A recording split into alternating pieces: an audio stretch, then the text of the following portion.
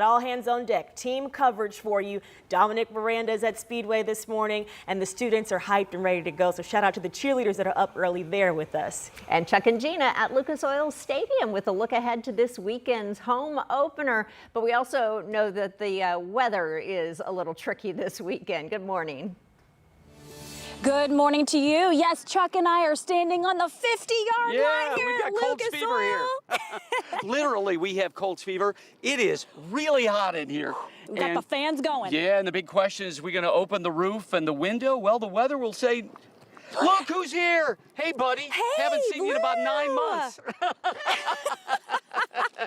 Blue's here with us, and boy, do we have a great half hour planned, and then another great half hour planned. We'll be with him and the Colts cheerleaders. Matt Taylor, the play-by-play voice of the Colts, and then is here. Stephanie Pemberton talking about all of the new things that are going on with the Colts, a lot of immersive experience, talking about that.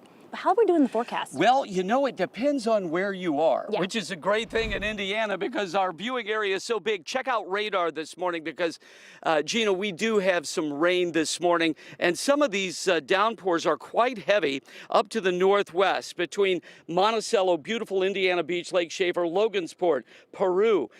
No lightning strikes with this. It's just all rain. Now, later today, especially around 5 p.m., we're going to have some scattered showers and thunderstorms that could have damaging winds. There's a marginal risk for severe weather for southeastern Indiana later today, really between 5 and 10. So our forecast then for today looks like this: 68 degrees by 8 a.m. Could we see a shower or a thunderstorm in Indianapolis? Yes, I would say noon and maybe again in the afternoon, but we're looking for a high of 79 degrees today. If you were wondering, Penrod, the Colts, will the weather be acceptable? More than acceptable. It's going to be awesome, and we're going to talk more about that in just a few minutes.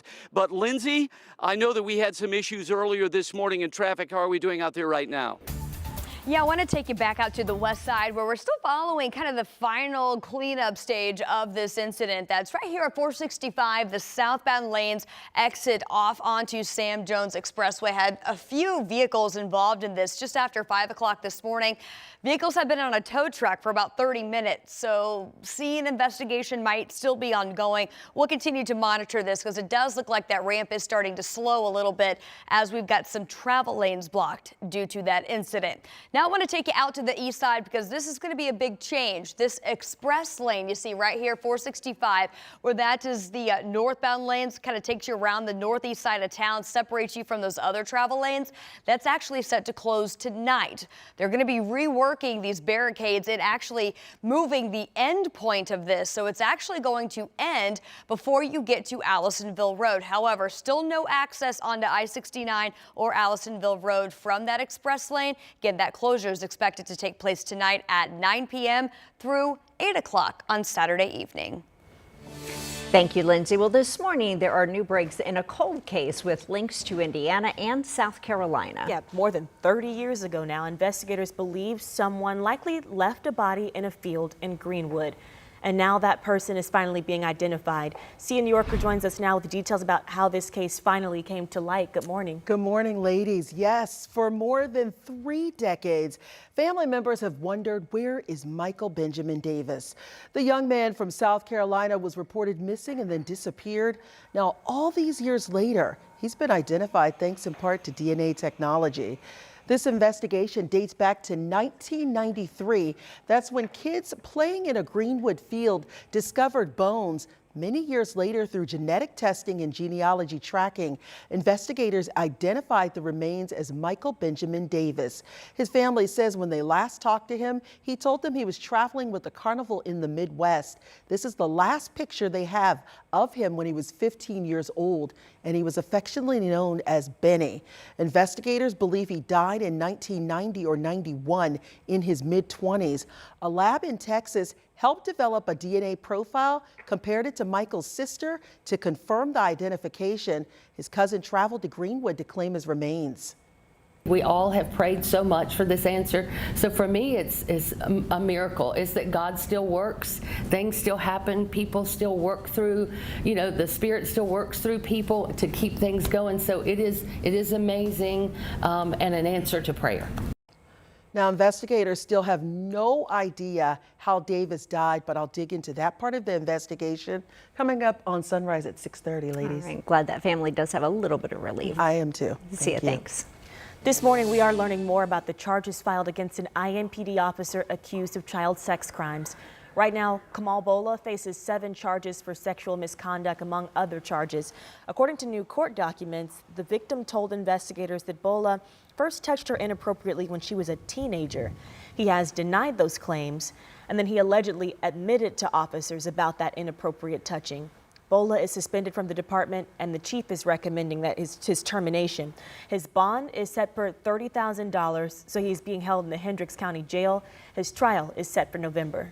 Well, right now, police are looking for a woman accused in a deadly hit and run last month on the city's northwest side.